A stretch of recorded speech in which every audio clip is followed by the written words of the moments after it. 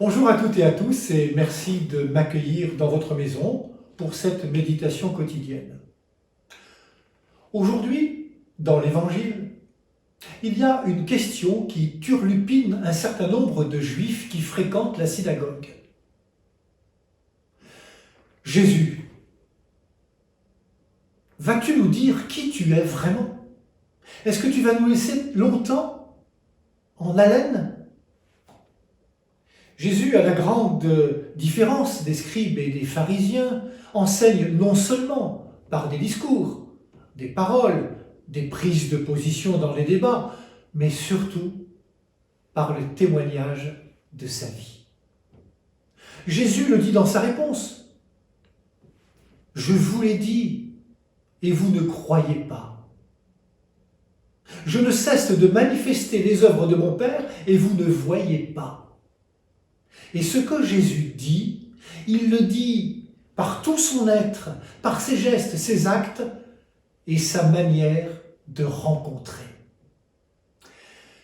Les œuvres que je fais moi, dit Jésus, je les fais au nom de mon Père.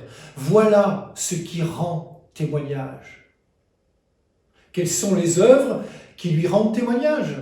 D'abord, une œuvre de miséricorde, celle-là même de son Père, le miséricordieux.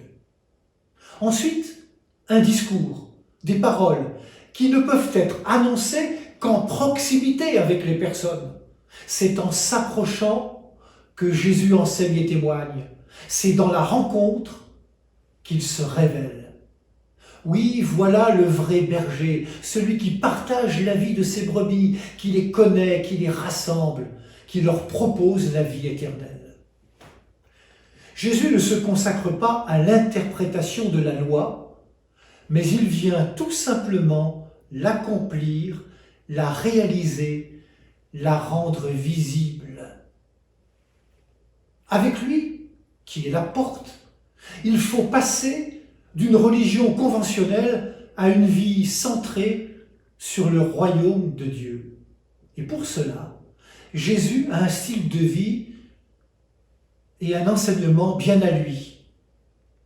Il vit au milieu des gens.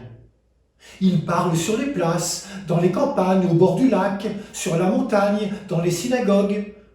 Il emploie un langage nouveau. Il parle en parabole. Et parce qu'il est la porte, il nous invite à naître à une vie nouvelle. Avec lui, nous pouvons entrer dans le projet de Dieu son Père. Il nous conduit par le juste chemin et en suivant le Christ, nous ne pouvons pas nous tromper. Il donne sa vie pour nous.